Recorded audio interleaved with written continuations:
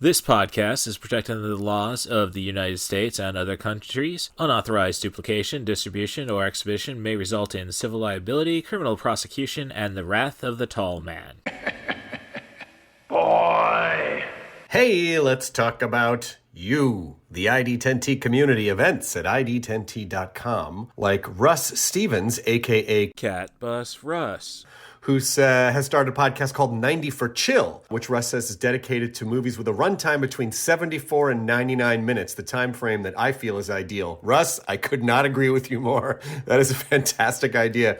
Russ goes on to say there are times you need a cinematic fix but don't have time for the latest Scorsese masterpiece or offering from a comic book universe. There's also times when you need a conclusion to prevent a binge costing you a whole night. My guest and I try to follow these guidelines as we chat up features that are definitely worth your time and are beyond easy to make time for. 90 for Chill, the podcast, can be found on all major podcast platforms at 90forchill.com, and that's spelling out 90, N-I-N-E-T-Y, 4 F-O-R, chill.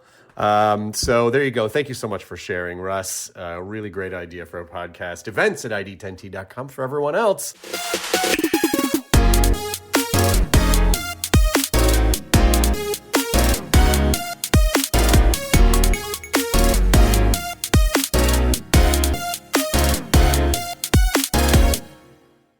Hey, thanks for checking out this bonus episode of I Did Crazy Flicks.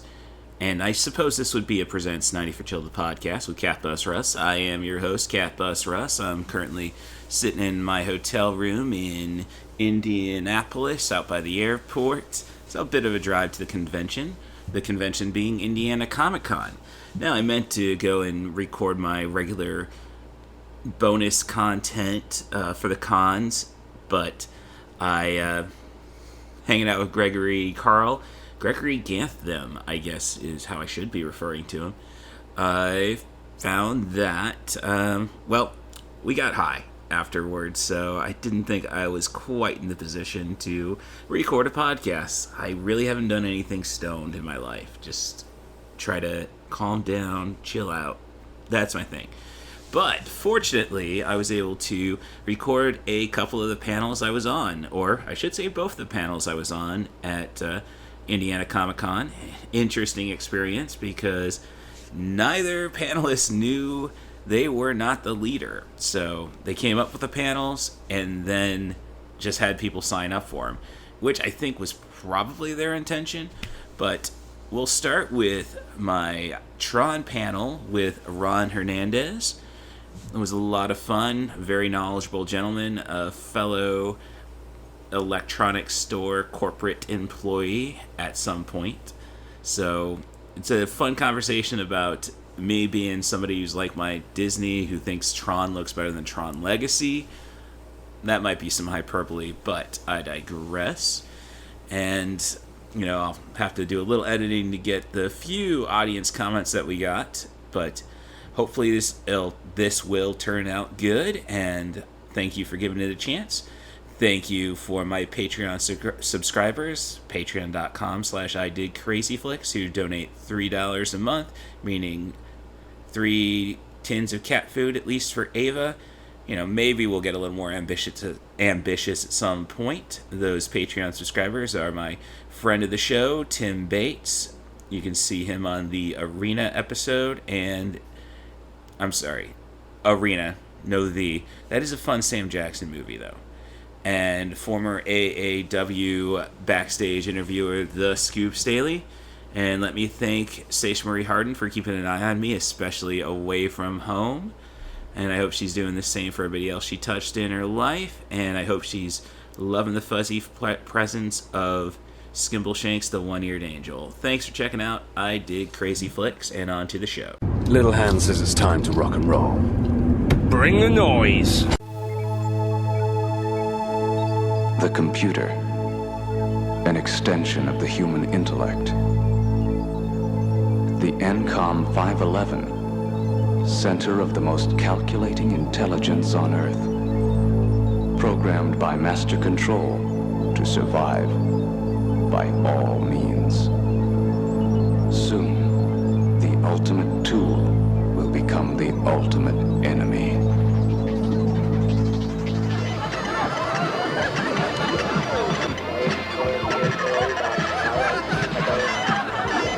I still do not understand why you want to break into the system. Because, man, somewhere in one of these memories is the evidence.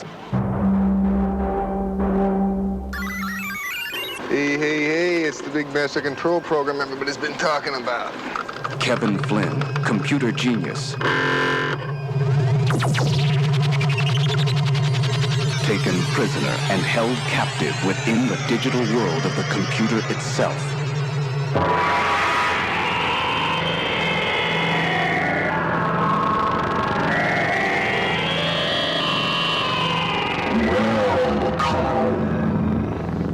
Trapped inside an electronic arena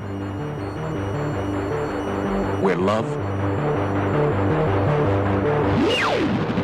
and escape do not compute.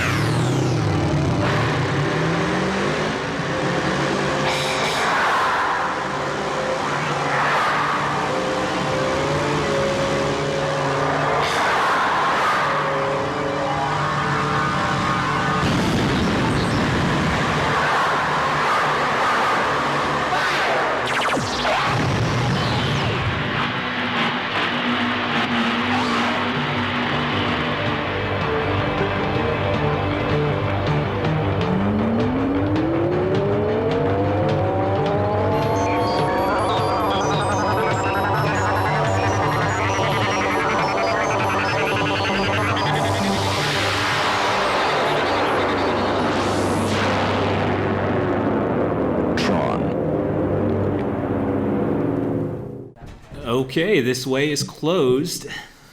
So welcome to the Tron Heading Back to the Grid panel. Discussion about, I'd say, everything Tron related. We're going all the way back to 1982 with Steve Lisberger's film. Obviously going to touch on Tron Legacy and try to discuss what's going on in the future with the Tron Heiress. My name is Russ Stevens. I go by Catbus Russ. I host a podcast weekly, drops Wednesdays, brand changing and such. I dig crazy flicks. Most of the time we do discuss movies between 70 to 100 minutes, which Tron would qualify, and I would go and say if you want to talk about Tron Legacy, I'd say it's grandfathered in regardless of the extra half hour. And so that's where I'm at. And I'm joined by Ron Hernandez. And it looks like he might be better prepared than I. I absolutely love this. My name is Ron Hernandez, also Comic-Con Ron on Instagram if you guys feel like follow me. I just do a bunch of video game related stuff. And because the panel said Tron, I thought it said Ron, so I thought I had to be here. So It's synergy. No, absolutely. No, it's one of those things where I look at this franchise and there's so many different starting points, from its origins to its midway point where I started with it to where it is ending now, or not even ending, where it's continuing on now. So I feel like we can kind of start it from wherever, but I think the biggest concern for most people is where Ares is going. You know, starting with what we're seeing in front of us now. Now, obviously, a resurgence with just the franchise as a whole. Jared Leto. That's all I have to say. You know, but Nine Inch Nails. You know Yes. what I mean? So we're only getting glimpses of things so far. You know what I mean? And if there are, you know, any sort of descriptions in terms of what the movie is, I don't even know if I can fully believe anything is set in stone other than, you know, the musical soundtrack that is going to be completely comprised by Nine Inch Nails, or that Jared Leto will be either starring in, featuring in, or main staging this movie. I've got a lot of concerns with just the overall like tone of the movie. I hope it's a little bit more gritty. I hope it has nothing to do with the original Kevin Flynn grid that he created, because I like the idea of it being more than just what like Kevin not just having the miracle himself, but that the chance that lightning can strike twice, and that just like with any game, it's a two-player game, and that there could have always been something else stirring up somewhere. So in terms of like what I want to see out of Ares, I want to see like more of a, we get to see kind of like the utopia slowly die into like a colder kind of atmosphere, but I definitely want to see something that's very much has been forged in the fire. You know what I mean? The love for technology is there, but it is very, very, very harsh. And then that's why I think certain color schemes matter the most when it comes from blue and red. And I feel like we've seen nothing but blue and red as more or less a side piece. I want to see a world of red more than anything, and I think Ares also having a connotation to feel like the god of war could also play into that. So there's so much with Ares I could talk about, but we can only talk about so much because we've only been given so much. What are your thoughts so far on what you've seen? Oh, well, I mean, I can't really say I'm pretty busy. I got 2 jobs on top of trying to do the podcast, too many video games that I was still sitting unopened in my my place with my but with Tron, I don't know. I guess I might be on the closer you're a 90s kid. I was born in 80. So I found this when I was 4, and it really got my fascination going with computers and such.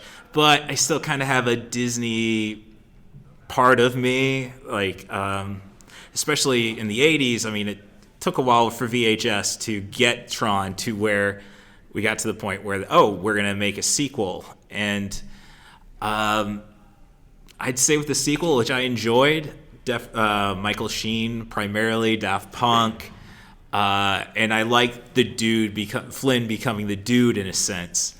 Absolutely. But I kind of, you want harder, I'm like, no, I kind of want to, bring my nephew in on this. He's only 12, and I guess harder would be nice because I think his parents are a little more protective than they should be. Sure. But I think I'm more on the, I want a little more whimsical thing. And I know you're not going to get that with Nine Inch Nails, or are you? I mean, since they did the Atticus Ross and Reznor did the soundtrack to Soul.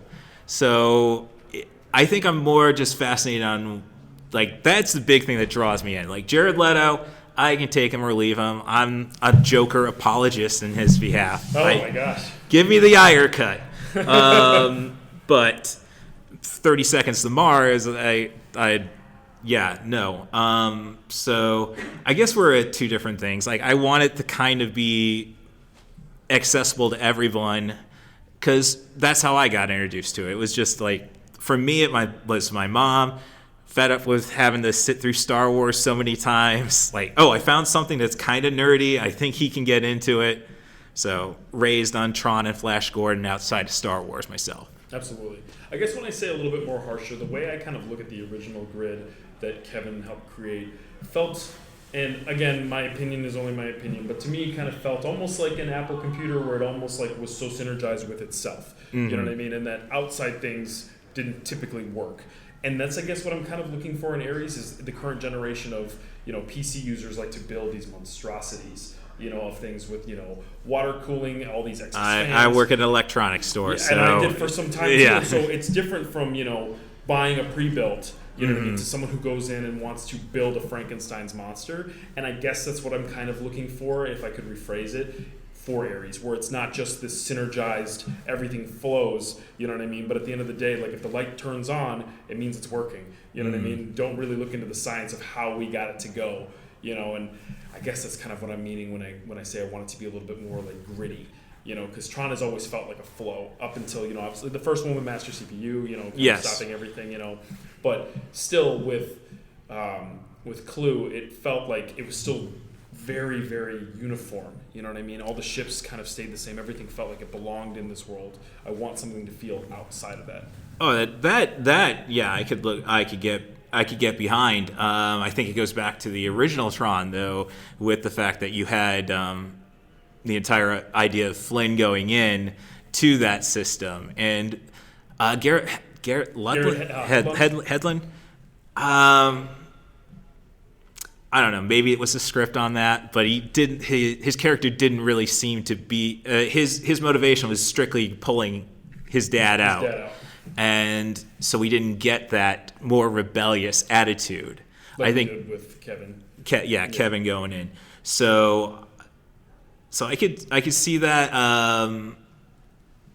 Wanting that outside influence. I guess we missed that in Legacy. So I'm all behind that. Yeah, it's one of those things. It's like I kind of saw it with Jurassic Park, where we go into the park, we go into a different park, which kind of feels like the first two Tron films. What I really don't want is the park kind of coming out. I don't want to just watch CGI like computer monsters running around a city. You know what I mean, and wreaking havoc. Because then it doesn't feel like we're in the grid anymore.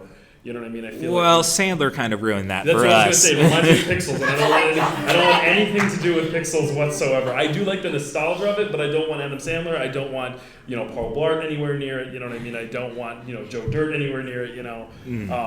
But to kind of circle back to Jared Leto, I trust him a little bit. I've seen him in The Little Things. I've seen him in some like. Morbius, he didn't write, he didn't help produce it. This wasn't his brainchild.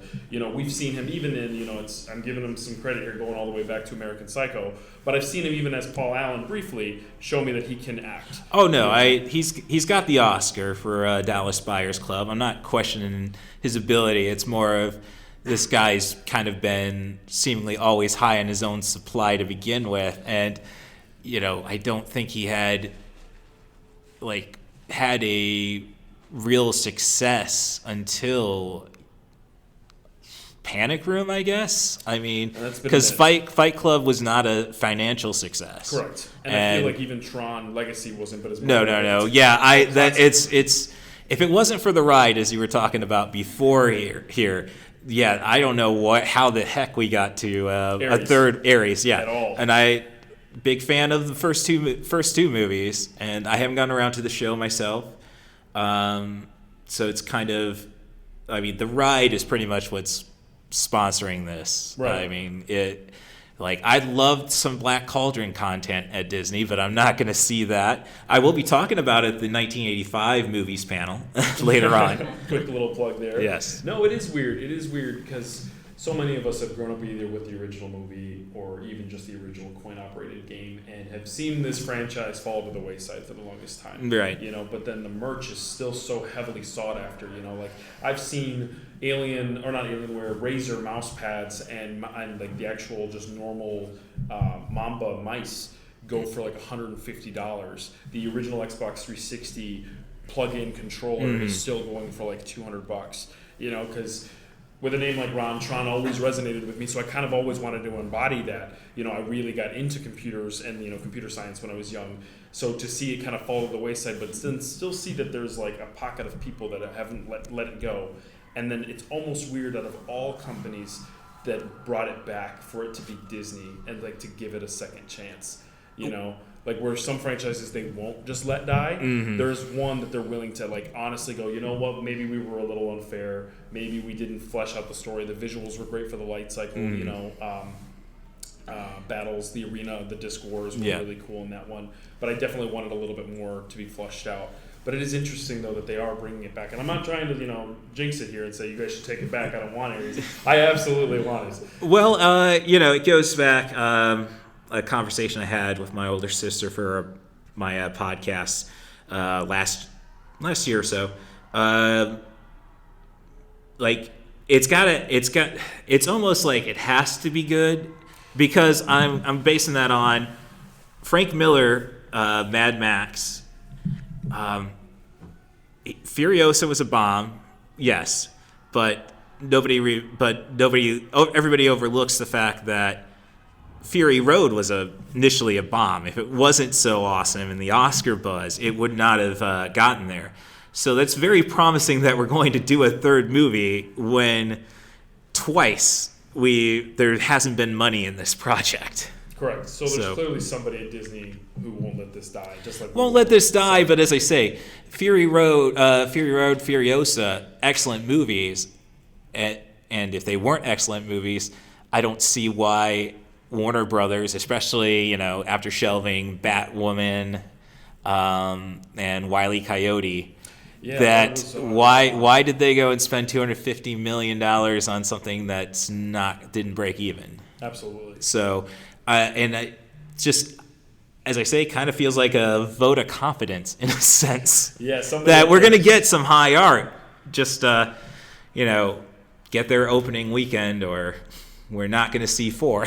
It kind of reminds me of almost like Meet the Robinsons too, you know, where it's like this future tech movie that like just didn't get enough love, but like the message itself is really strong. And obviously that's looking into like Tomorrowland, you know, versus, you know, what is in the computers every day. Right. Well, I think that was just a weird Disney transition when they were trying to get away from 2D animation altogether, cell shaded. And I think they just didn't have any idea of what they were doing until I think Tangled, maybe. I really, that's my problem. Like, I do like my cell shaded stuff. So, and truthfully, I kind of like the aesthetics of the original Tron more than the Legacy. Okay. I think and it kind of goes back to, we didn't really get to see the games in Tron Legacy. So when I go back to the arcade, you know, in the 80s, and like, yeah, that's exactly what I expected Tron, the video game, to look like. So I guess if the movie would have done a little more to sell further products, like, I might get around to the Tron games. Absolutely. But the games are phenomenal. Not just the original coin-operated, but even the Xbox One. And the Tron Evolution from 2010. I played the ever-living heck out of this game. From the multiplayer, having Disc Wars being a prominent thing, to at the same time you could be having light cycle battles on the same map. It was phenomenal if you guys had a chance to play that. Also with your own, it almost felt like if you guys had seen Osmosis Jones, where you basically play as an unnamed program the entire time trying to stop another virus. And there's just this whole lore that you can just explore through collecting Abraxas shards, which is the name of the main villain. So you can explore a whole nother side thing. And they actually even mention it. So at one point during the movie, Cora from Legacy references how a sympathetic program smuggled her out. That one line is the main character from the Xbox 360 game. And I remember looking at that and going, oh my, and this is my, we got the plans to the Death Star line. That got us an entirely different piece of media. You know, and I remember getting goosebumps watching that. And I'm like pointing at the screen. My mom's like, I don't know what you're talking about. And I'm like, of course you don't. You know. Well, it's I mean, again, having another 10, probably 14 years. You said 94. 94, correct. Yeah, I'm left to my own nerdom now, so I kind of miss that. Hey, pointing it out type stuff. Yeah, it almost sounds like the video games did a better job of the Enter the Matrix than Enter Matrix. More freedom, yeah. And I'm not going to say that one was bad because of the time it was made and the graphics and how it looks. Right, no. You know, it's a little bit more of a slow burn for somebody who's not ready for that kind of a product. But, man, like the games definitely do bring it out a little bit more. Even Kingdom Hearts 2 does a pretty good job at showing you what the grid is like, introducing you more to like what Tron is like. You know what I mean? And I remember like constantly like, no matter what world I'm in, I'm getting rid of Donald because he's just super annoying and dies all the time. But I could not wait to get into the grid and have Tron by my side at all times and constantly, I forget what he would say, but he'd be like accessing main computer and then all these enemies around you would die. And I'm like, man, it's so cool because for the first movie, you know, he's there. The second movie, he's more like in the background. Well, yeah, he's as Rizzler, or Rinsler. Sorry, Rizzler as Rinsler. But I'm like, I think what I want more than anything out of this is seeing. I want Tron. I want Tron at the forefront of it all. Like I want it to be like I get Kevin and maybe some like ethereal Dr. Manhattan computer god now, you know. But I want him at the front leading this like revolution moving forward. Well, then we're going back to the de-aging stuff. Now, I didn't think it was bad in Tron Legacy. I mean, especially for 2010. I mean, 2010, I think it was satisfactory. Now, that didn't age well, but no, I mean, that's... And for me, a part of it, and maybe it's just me further justifying why, you know, I'm there in the only person in the theater. Like, it's kind of like, well, it's a computer, it's a video game. So I kind of like, you know, Tom Cruise never licensed his image out, but you know, it's not, you know. I was happy with talking about stuff that didn't age well. GoldenEye 64. Oh, sure, yeah. You know, I'm happy with blocky and such. But I guess it kind of also speaks to just like technology as a whole, and I feel like that's what Tron Legacy tried to talk about a little bit as well. Like I've got a nice OLED TV at home. Like, I take super big pride in my lights. So I've got this really cool thing called the Philips Hue Sync Box. You can plug it into your TV, put these light strips up and around, and I play Smash Brothers a lot, so when someone gets destroyed, colors are explosive. Oh. So when I'm watching the Tron Legacy light cycle sequence, watching the reds, watching the blues dive over each other, it is phenomenal. But then going and watching and seeing Jeff Bridges' face in the most clear definition possible, and then going to Clue, it's kind of telling that like technology ages, you know what I mean? And it's almost as if we're like, it's like a meta commentary on how what we're looking at in Tron, going, man, this is nothing. You know what I mean? Wait until the future comes, you know what I mean? And we get a little sneak peek of that just at the beginning with NCOM, and a really weird cameo from Cillian Murphy that was never talked about ever again,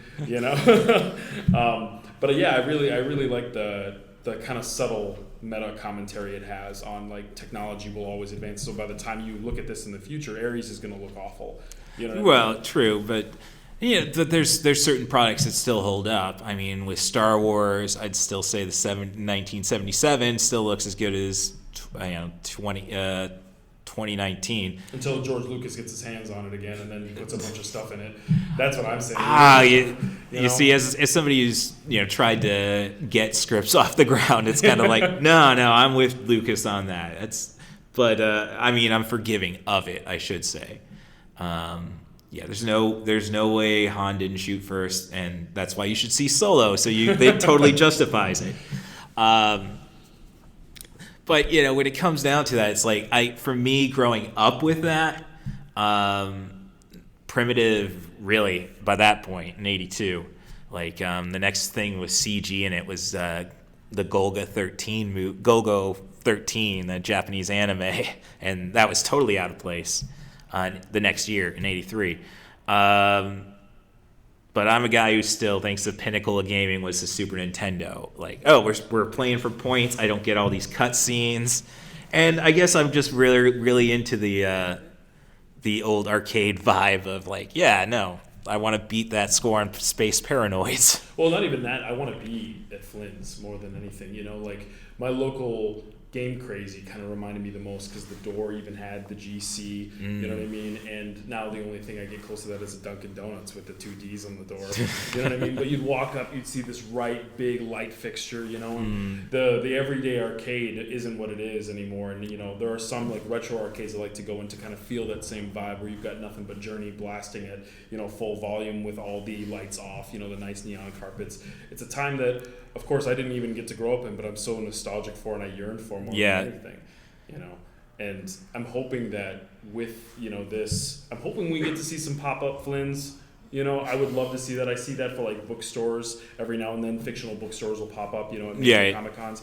I would absolutely lose my mind if a local Dave & Buster's just was like, for just a week, we're just going to rebrand a couple of our select locations. We're going to make Tron our big thing for Ares. You know what I mean? I'm hopeful for it because, like you said, a ride is what somehow drove this. You know what I mean? Maybe a couple exclusive Disney anniversary pins here and there. But other than the Disney XD show we briefly talked about before we got into the actual start of this, I think the only new content we've got coming out, I believe there's a top-down game for the Xbox One and PlayStation 5 coming out as well. It almost looks like Hotline Miami, if you guys are familiar with how that is, where it's top-down, quick, fast-paced, you know what I mean, almost like a hell shooter. But I'm looking forward to it because anything I can sink my teeth into at this point is still content before we get to Ares. But I want to know what you guys think as well. Are you guys optimistic at all for Ares? Like, show of hands, who here is like gonna see it because they love it, but is also very scared? Yeah. See it even if it's awful. Absolutely. At this point. It's better than nothing. We're in too deep. Oh, absolutely. I think that shows, like clearly there's a fan base behind it. Well, I mean, typically, like I've had bad luck with panels before. My podcast was up against the Back to the Future reunion in New Orleans.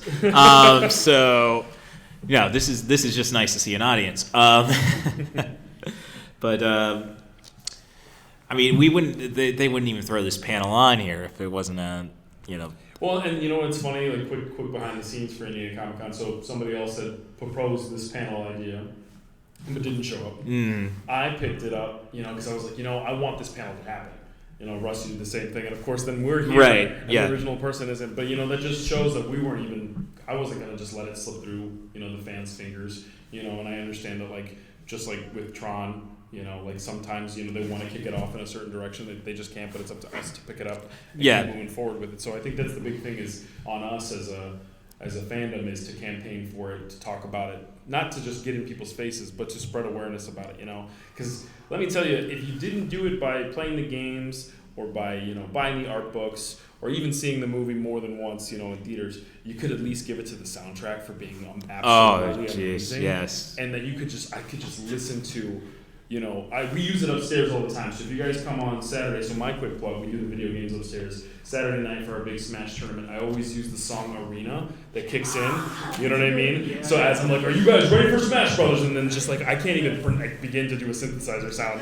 But it's just the bass, it almost like Terminator, you know what I mean? But it's like, I get goosebumps thinking about it because they put so much passion into that soundtrack that even if, we don't like bits and pieces of the scene, there's still sometimes the music completely took advantage of that. No, that soundtrack drove the movie. I mean, that's really all I can say. It's like, I think Olivia Wilde, was it? Yes. I think she was. I thought Cora was a great character. They had some great characters. Again, it just goes back to Garrett Hedlund's not having any motivation except. Yeah, he just knew computers. Yeah, which was weird because if his dad was gone, leaving him with his grandparents. I'm not just trying. I mean, he had Alan, and Alan was good. You know what I mean? So I mean, he could have trained him in the arts of just CPU kung fu, I guess. Right. You know what I mean? But like basically being able to hack into NCOM with a GIF of his dog.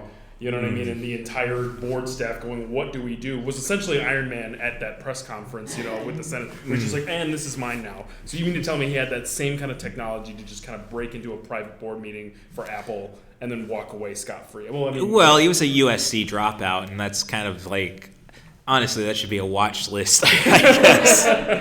Okay. They thought, and so I guess there's a lot of things I liked about the character still, because like this was just as I was finishing up my second associate's degree. Like, I kind of think back to my dad back in the 60s. They just gave him a degree because he took so many hours, and it's like, yeah, now you get to go to the draft. Yeah. But so it's kind of like my education, I've got I'm only 12 hours away from a bachelor's. Can we just give me it? But I relate to the character because I went back for a screenwriting course, and then just going through all the exercises, it's like, yeah, no, I'm acing it, but it's like, nah, this is boring. And I think the only way that I really related to Sam was my dad was one of the early developers for the first Need for Speed for the PC. He was on a very small team. He didn't stay with it very long, but I remember him coming home one day with this purple disc and going like, I want you to try this. You know what I mean? He didn't say anything like, this is the future, this is biodigital jazz. None of that. But I remember popping it in and being a car and going, there's a cop car, and he's like, drive past it just really quick. And then the car would chase me, and he's like, okay, and then there's a train that comes around here every now and then. If you catch it at the right time, you can go and see what happens to the cop car. And it was in this small little, like, almost like oval-shaped town, like off the coast of Maine, because there was a lighthouse, there was the ocean, there was a small little town. And I remember going like, I'm going to be the fastest car driver in the world. Like, I'm going to take over after my dad. And my dad worked for some small firm called Accubyte, where they were just basically moving over data from one time to another. But I remember playing that, and that was even before I had seen the movie. And then when I watched it, I was like, am I in the movie? Like, am I going to be him? Like, am I going to get sucked in and then be like the race car driver equivalent, you know what I mean, of his son who's on the motorcycle? Well, I don't know. I guess Tron stuck with me, like, into further stuff I like. I mean, I'm trying to do the Captain N cosplay. I think usually it's only about 2 or 3 people a day who pick up on that.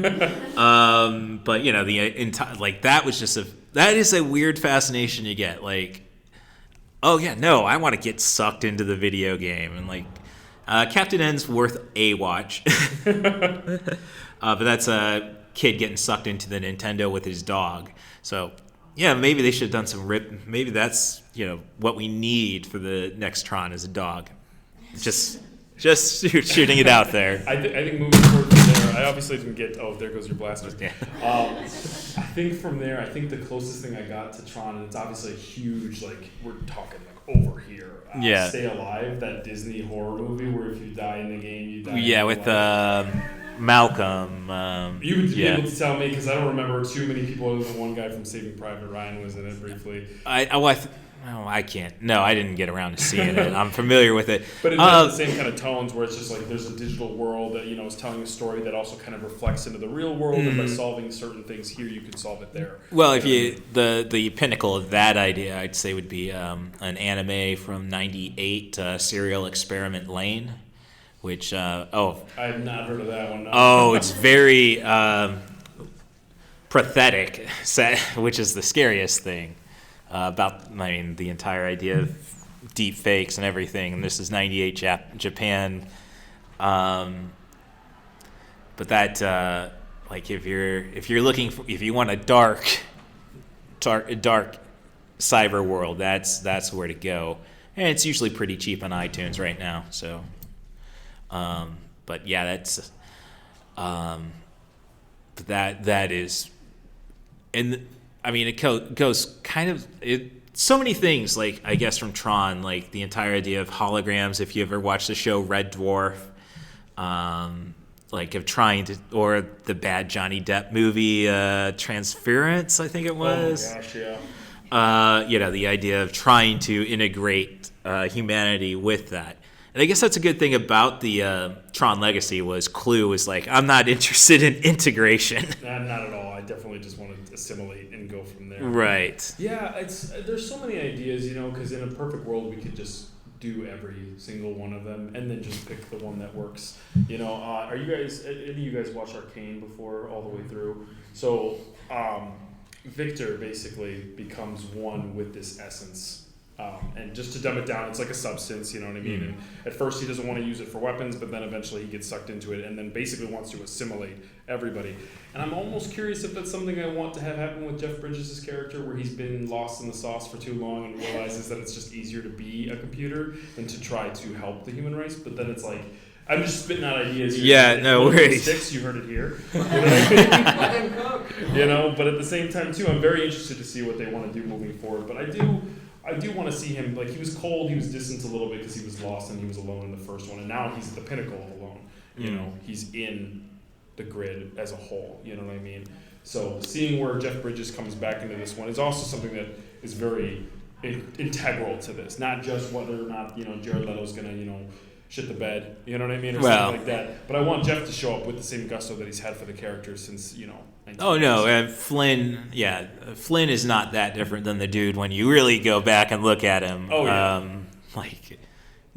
Just do, yeah, just doing. The way he sits, you know. Yeah, what I mean? he's just doing all that. It's just doing his own thing. He's Absolutely. not doesn't want to affect the world. Doesn't care. Absolutely, but then at the same time, it's like he's trying to bring something to it. That right. He's got that motivation, which the dude talks about, but. That may have just been pillow talk with Miss Lebowski. So, but I'm curious to ask some of you folks, because obviously we're not the only ones here. Yeah. I want to know. Obviously, we've got a fully fledged Kevin here. I absolutely love it. I want to know, when was the first time that the first time you were introduced to Tron? Because obviously you're here, you know about Tron. I want to know a little bit about your guys' stories and how Tron touched your guys' lives. 84 in the theater. For like opening night kind of thing? Well, 82, but... I'm that damn yeah. old.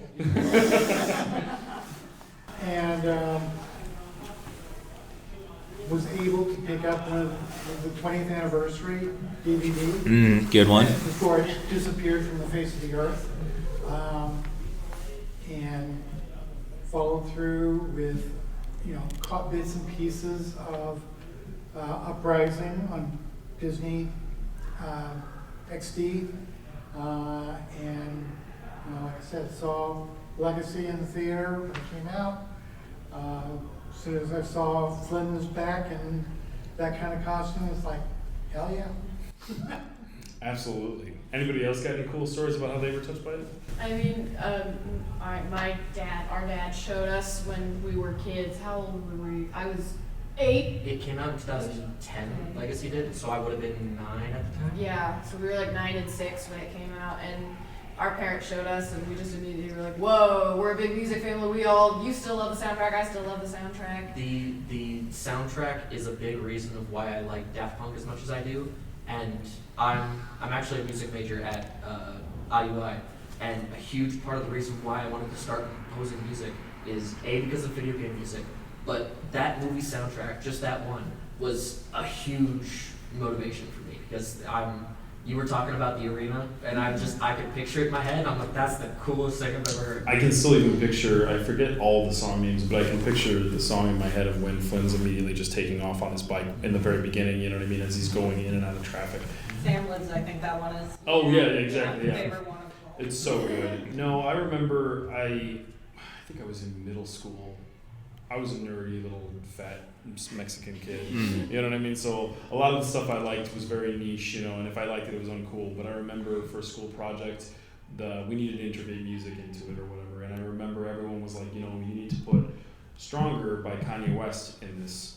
And I was like, okay, I'll look it up.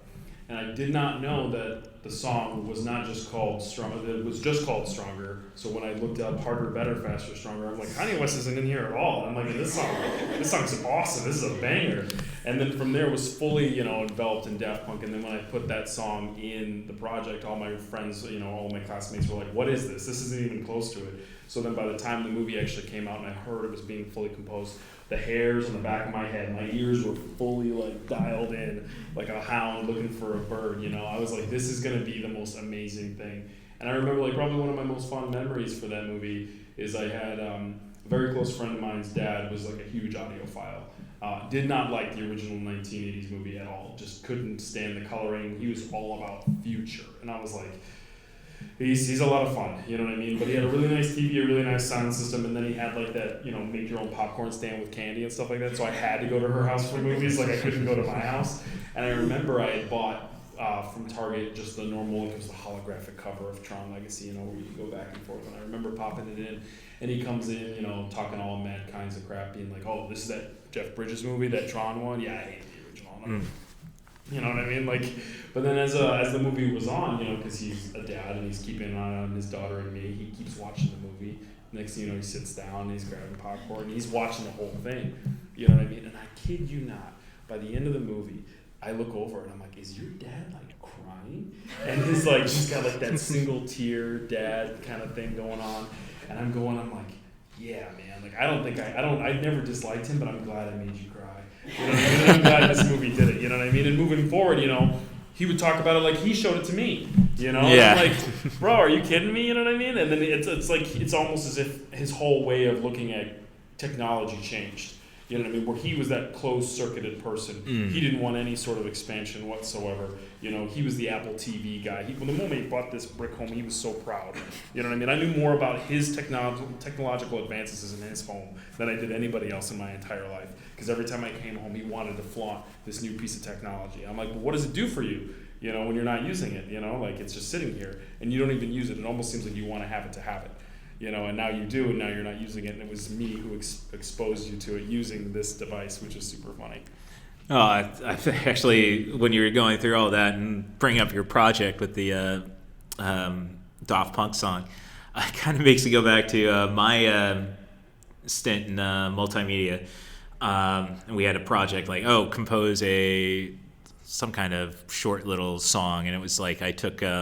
And now I feel Disney owes me money when I think back to this because I took the Nine Inch Nails song "Heresy" and then incorporated it with the MCB. There's like a bug somewhere in your house. They saw that. And like, well, I mean, I think I can't. I think I created DOA because I sent a game idea to Tecmo in pencil. So it's there like, you know.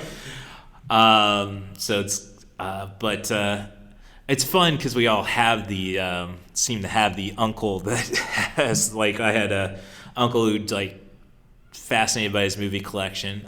I don't think we ever really talked Tron, which is weird because my parent, like, I complain about my little sister's, how she's raising her kid. Like, come on, I watched Flash Gordon when I was 2 and I'm fine, right?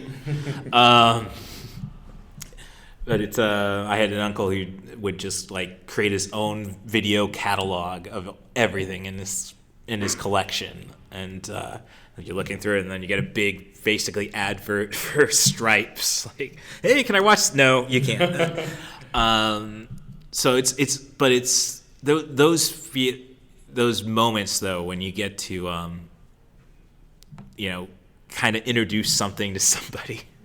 I mean, there's nothing greater than that, and yeah, I'm just like that's just a very touching story. It's almost like it compares almost to what Kevin wanted for Sam. Right, there we go.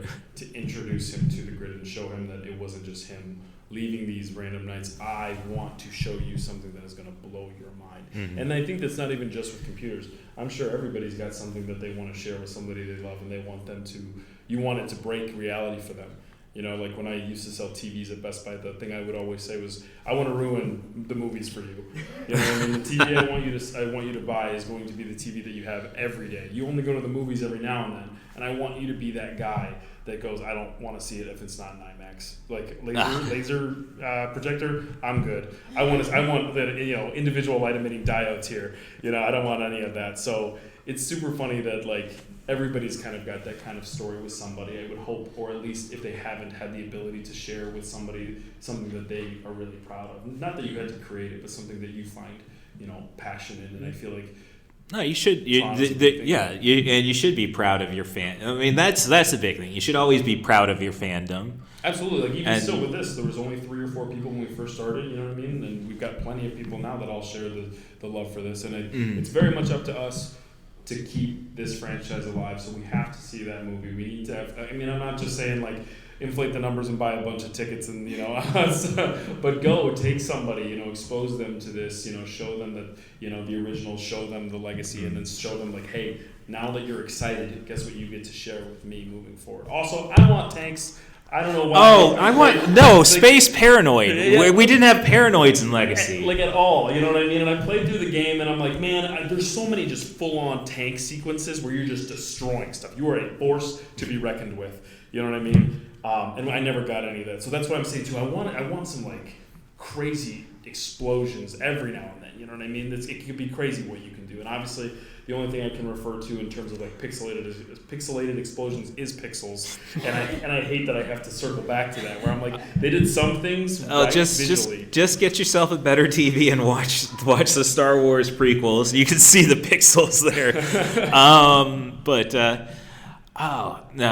You bring up the tanks. I want the space paranoids back. Whenever my other job outside the electronics store is a liquor store, whenever I'm carting, using a hand cart to move pallets, it's I just want that little bit. Yes, no. Yeah, definitely. It's, as long as we stay away from blasters, as long as we can. Because I think that's what makes Tron so unique is the discs itself. Mm. Obviously, you got blasters on the ship, right? During the final aerial sequence, which I thought was amazing. But even still, there was still light cycle elements with that whole chase. Oh yeah, you know what I mean? Oh, it's Well, I mean, now we're getting into politics. I'll blame Star Wars. So blasters are such a I can't remember what Obi-Wan called them. An uncivilized weapon. Yes. Yeah. So that's that. Yeah, I'm all about that. So, but I want to see more green too. As much as they've been pushing red, if you've seen the show, there's green, there's yellow, and I feel like we've only really seen red and blue as well. Well, you go back to the original Tron. The first clue was more of a green. Yeah. Which kind of puts him as the outsider. And I think about that, and it's kind of I think what's going to make Eris is going to be the supporting cast. Because that's really, again, with Daft Punk, and then I would say that you didn't really have too much of a supporting cast in the original Tron, because everybody was basically a facsimile of their programmer. Well, yes. No, Michael Sheen, Olivia Wilde's had some great performances. I mean, of course, Jeff Bridges. Bruce Boxleitner, I don't know what we're going to say about his acting in general, but... Yeah, I'm curious to see what they do, because at least with Legacy, although, I mean, that was a clever way of like, okay, we spent our de-aging budget on. But yeah, we had Jeff Bridges come back, but I am curious if it's going to be another. Not to say that Garrett wasn't anybody, you know what I mean, but a little bit more of an unrecognizable face. So I wonder if they're going to do that again, where we kind of start fresh with another person, because I don't want to necessarily, other than with Kevin, have another character that goes, not this again. You know what I mean? I like I'm like learning about this new land with you. You know what I mean? I don't want you to just know everything about it. You know what I mean? Just so I'm just kind of trying to catch up the whole time. Well, it's interesting you say the new land bit. It's kind of like, well, I guess we're kind of back into the, I don't know. I like my comfort food though. I'm like, oh, we got this we have our world already. It's kind of like Jurassic Park. We got the 3 separate islands. We go to 1, 2, but then we go back to the original one, and then apparently there was another one the whole time that we didn't know about. That suddenly, the Emperor was building behind, closed doors. Right. You know what I mean? Like, well, yeah, no. Well, you keep bringing up Jurassic Park, and I say, yes, no, go to Westworld, but the original Crichton, like, right. No kids to bog things down. I was curious then, before we close it out, were there any concerns or anything that anyone wanted to make of note before we close it out? All right. I think that's the issue with Tron, is there are so many people that are a fan of the series as a whole. It shows up in the weirdest places, like I think you said Kingdom Hearts. Kingdom Hearts. I was a big fan of Disney Infinity when I was a kid, and it was just randomly in that for some reason. Oh, absolutely. Which I was stoked about, but like it felt so out of place compared to Rapunzel and all the other characters. And so there's clearly there's clearly an interest in the IP, and I'm glad that the roller coaster is a thing that exists now, because it's kind of hard to ignore that Tron exists when there's a giant thing in the middle of a park like that. Oh yeah. But I wonder if they're having trouble in terms of script writing, storytelling, thinking where to take it next, because clearly they have some kind of idea of like, well, there's the whole the bonus scenes. Flynn lives. Yeah. Yeah. They clearly had something in mind with that, and they are doing Ares, so clearly they have ideas for somewhere they're going with it.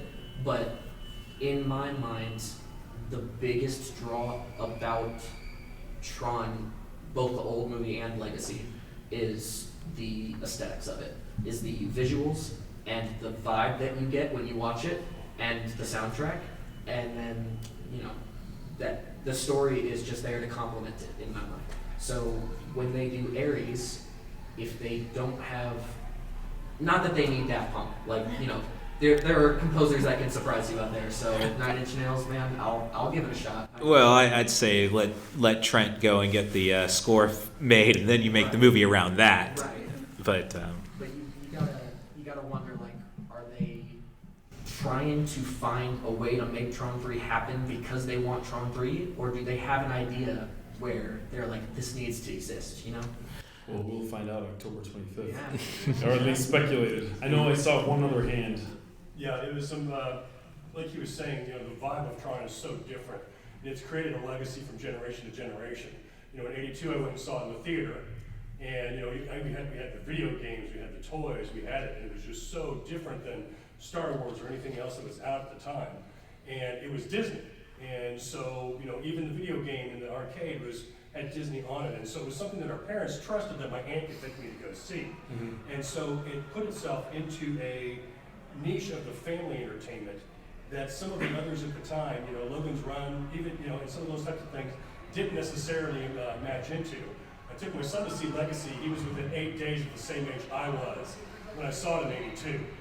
And then 9 Inch Nails became his favorite band, and it's one of mine. So he's got to be hyped. Oh, we are so excited about this, And I think, speaking of what he said about the stories and trying to get it made, it seems like it's stumbled so many times in trying to get it made that now I'm hopeful that they see something that matches what we've had before, which is a unique departure from reality. Absolutely. Well, I mean, with the stumbles, it honestly builds confidence in me. That's right. Like, I'd rather, if they really wanted to make a cash grab, they would have thrown this on Disney Plus back in 2019. And if there's one thing left I can leave you guys with, is something I already kind of touched on. please, please, please, please either try to find someone who hasn't seen any of the original films and share this with them.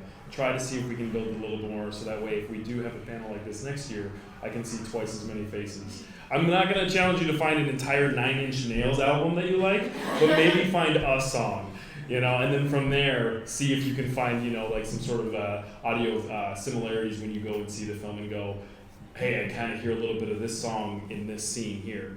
That's all we can do as a fandom when it comes to this kind of stuff, when it comes to things like you were saying, not Sword in the Stone. You were saying Black Cauldron, yeah. And that's how I am with like Aristocats. You know what I mean? Once I saw Marie Funko Pops coming up, I'm like, "Where's Berlioz and Toulouse? We're not talking about any of the other cats. We're just talking about the one." It took me a while to get back to Aristocats, just because, Figaro is my Disney cat, but but there's always people like us out there, so that's what I challenge you guys to do. Thank you guys so much for attending our panel. Hopefully you guys have a fantastic time here at Indiana Comic Con, and you'll see us throughout the weekend. Russ is doing a bunch of other panels throughout the weekend. I'm doing a bunch of celebrity voice actor panels as well. You'll see us everywhere. Feel free to ask us questions afterwards or see us other places, say hi to us. But go watch that movie. Share it with someone. Thank you. Thanks, guys. Can I hear a wahoo?